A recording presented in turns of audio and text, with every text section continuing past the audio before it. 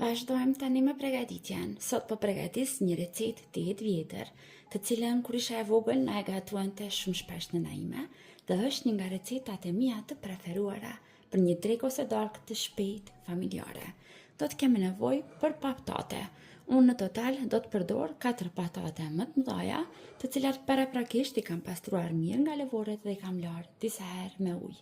Vazhdojmë tani që patatet fillimisht të prejmë në fileta më të holla.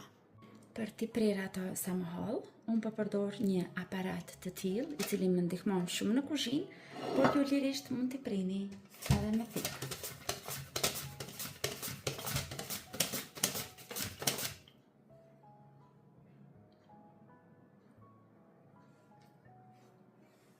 Tani marrim një tepsi, mund të përdorni çfarë do lloj tepsie që keni në shtëpi. Unë po përdor një tavë të baltës. Si kjo, poshtë kam shtruar shumë pak vaj dhe do të vazhdoj që të rendis rendin e parë me patate.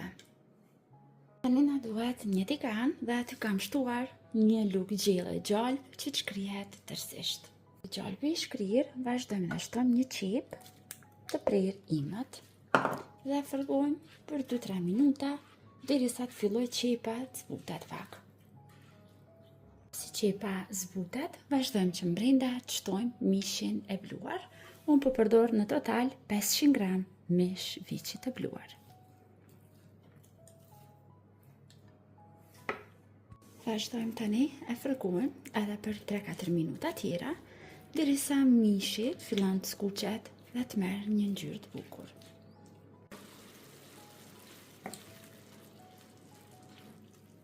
Tani që mishi është fërguar, vazhdojmë që mbrenda të shtojmë një lugë të mesme me piper të kuq, për t'i dhënë ngjyrë pak më të bukur, një lugë të mesme me kryp, pak piper të zi, si dhe një lugë gjelle post domate, nga këto që janë më trosha.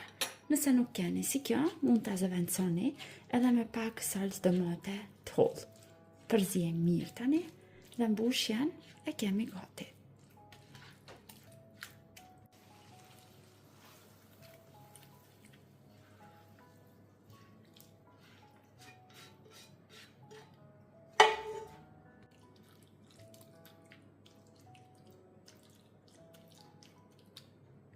Pasi e shtojmë mishin, vazhdojmë tani rendisim edhe rendin tjetër me patate të prera hollë. Tani marrim një hing kështu më të madhe dhe mbrenda shtojmë 500 ml qumësht. Tani tek qumshti do të shtojmë 3 vezë plota. Harroni të shtoni pak kryp dhe piper të zi, unë i kam bërë bashkë, dhe vazhdoni t'i përziheni mirë, derisa të lidhen mirë veza dhe qumshti.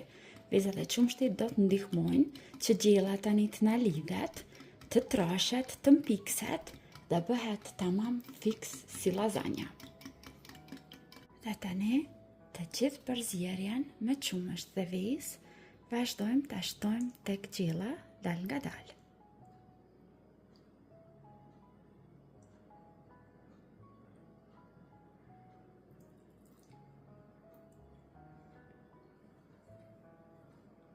Dhe tani vazhdojmë në zjerje ose në pjekje.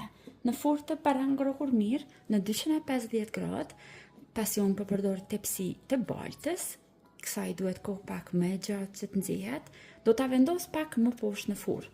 Por nëse ju po e përgatitni në tepsi të thjeshtë, do ta lejoni në mes të furrës që të zihen, të piqen patatet diku për 35 deri në 40 minuta, derisa sipër të marrin një ngjyrë të bukur dhe të kuqëremt.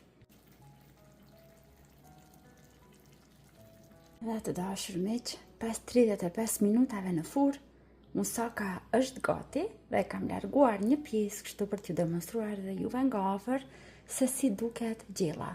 Shpresoj që ta provoni edhe ju, të gatuani dhe ta shijoni me familjarët e juaj. Deri në video recetat e radhës, mbeteni të përshëndetur nga unë.